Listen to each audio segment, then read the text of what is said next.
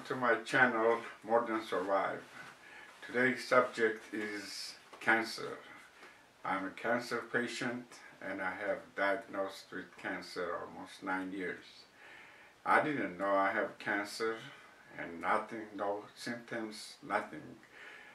One day 2009, I went to doctor just for physical, and after he took my blood and at blood test, he called me back. He said, I need you to come back over here. I said, what is it, doctor? He said, there's something that I need to talk to you about.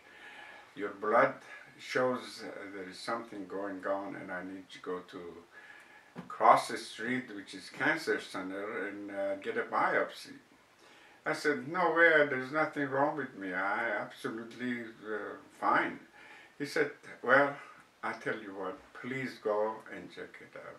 First I told him that, hey, I don't have $600-700 to go for 10-20 minutes to give it to the guy, and there's nothing wrong with me.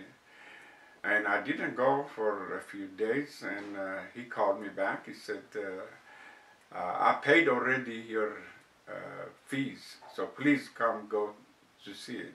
He's a very personal with me, a friend of mine. We go to each other's house, so he was very concerned. So I went to that cancer center and they took a biopsy from my back, and that was on Thursday. On Friday, the doctor from cancer center called me, said, I need you to come Monday morning early, 8 o'clock, I need to put you in chemo. Now imagine that somebody has no collection of being sick or anything, to somebody tell him like this. First you get offended. He said, doctor, I am nothing wrong with me. What do you mean? He said, Saturday, Sunday, I don't want you to go anywhere. Stay by the phone and call 911 if in case something happened. I looked at him and I said, doctor, absolutely there is nothing wrong with me. Why should I go call 911? Anyway, Saturday morning I went to Parkland, and the doctor in Parkland took my blood. I told him the story. He said, today is Saturday and it's weekend. Why don't you come Monday, and we have doctor in cancer center and they can check you out more thoroughly. So I went Monday over there, and the first lady doctor came and talked to me and all that, take the blood, and then she said, I need to go get my boss. So gentleman about 75, 80 years old, a very nice doctor, came in and said, you don't have a stage 4 cancer, but what you have is multiple myeloma cancer, which is bone cancer, and if you don't take care of it, it's going to get to stage 4. So I said, doctor, what am I supposed to do? He said, well, first of all, drink lots of water so you don't get dehydrated. Secondly, you come over here, we put you on a chemo to prevent this getting bigger. So I started going to Parkland having chemo, and one of the person who was working with me, he said, I tell you what, if I was you, I would go to MD Anderson in Houston, because they are cancer center and they're going to help much, much, much better than over here. I said, well, how am I going to do that? They said, well, try this number and try. And well, I tried. About a month and a half, I back and forth send the information, send document and all that. And finally, they said, you are accepted and you can come over here. I thought I'm going to go over there maybe a couple of hours or things, and maybe a week over there. When I got there, the doctor that was for multiple myeloma came to the office and said, you are having multiple myeloma, and your gonna die in 3 to 5 years, your cancer. I was shocked. There's nothing wrong with me. I still the same person last week, a month ago. I said, doctor, what are you talking about?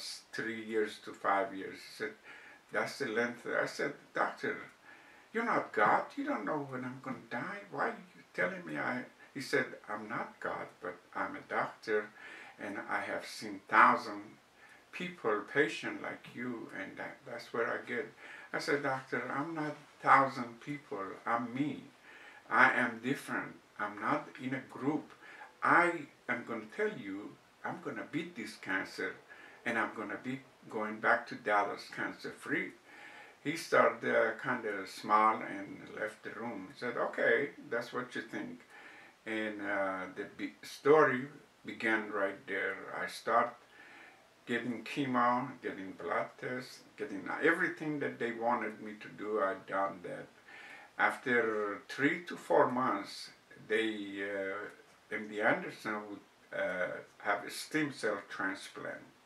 So I was getting a stem cell transplant after 2-3 months. But this stem cell transplant was, they take you to the big machine, and they take your blood circulated through that machine, and they collect some of your blood cells and then send it to clean it or whatever. They keep it, and then you go through the chemo, and then after you get the very heavy dosage chemo that I got, they kill all the cells and stuff like that, and you lose hair, and you have stomach throwing up, and have a diarrhea and all that. And after that, you go in there, and they put that blood that they took out of me, inserted to me, and then you have to stay there about a month and cannot go anywhere because your immune system is very low. So the doctor said you cannot go anywhere until your blood. So I did that, all that, and this process took about 3 to 4 months. On March of that next year, after I finished my treatment, after I finished all the time that I went back and forth, in March 16, I went to see the doctor that told me I have 3 years. So he walked in and he said, well, I want to congratulate you. I said, for what? He said, don't rub it in. You know what? I said, no, I don't. He said, you're cancer-free. You can go back to Dallas. Your cancer number is 0 right now, and you can go back to Dallas, but come every 3 months and we check you out. Well, I was so happy that I'm cancer-free, and I left Houston with the clear mind that, hey, I beat the cancer, and but not knowing that my cancer, it never leaves your body. It stays there. It's just like a grass that has weed, and you fertilize it, the weed goes die, and then later on, still the weed is, the bottom is still there, and it's grow up again. So 5 years, I just was cancer free and go to check every time I went. They said, oh, you're okay, you go back and just check me out. After 5 or 6 years, my doctor said, your cancer number is from 0 jump to 1, and pretty soon it's going to jump to 2 and keep going if we don't stop it. I said, doctor, what am I supposed to do now? He said, we have another chemo that I want you to put on that. I said, what is that chemo? He said, that chemo is very strong, and the result has been very successful.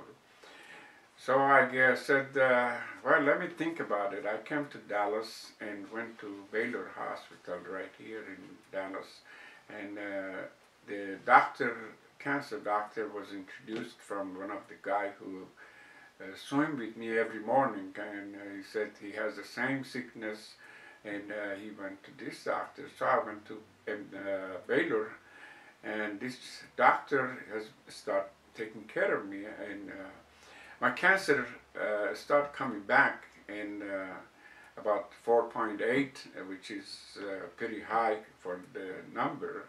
And then he put me in a chemo. Now at this time of my life, my cancer is 0.03, and I'm still going. One of the reasons that I think my doctor has been telling me that I have never ever give up to cancer, and I have never think I have cancer. I still don't think I have cancer, and my things of fighting with cancer is that by exercising every day, by eating right, and then never ever sit down and feel sorry for yourself and think that, hey, I have cancer, and the doctor told me 3 to 5 years, and it's almost past 5 years, so any day I should be. At one point, I was sitting in MD Anderson hallway to get my blood test, and I see a gentleman next to me and sitting so sad, and he was an older guy, and I asked him, "What are you in here for?" He said, "What do you think I came here to dance." I said, "I'm sorry, I didn't mean to offend you. What kind of cancer do you have?" And he didn't want to really talk to me, but he said, "I have lung cancer, and then the doctor told me 6 months to live." I said, "Oh, really? 6 months to live?" I said, "Then why are you sitting so sad? You have 6 months to live. Every minute of it is your life. Why don't you enjoy your life?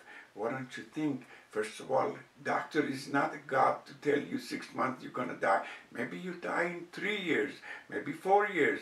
Who knows? Nobody knows.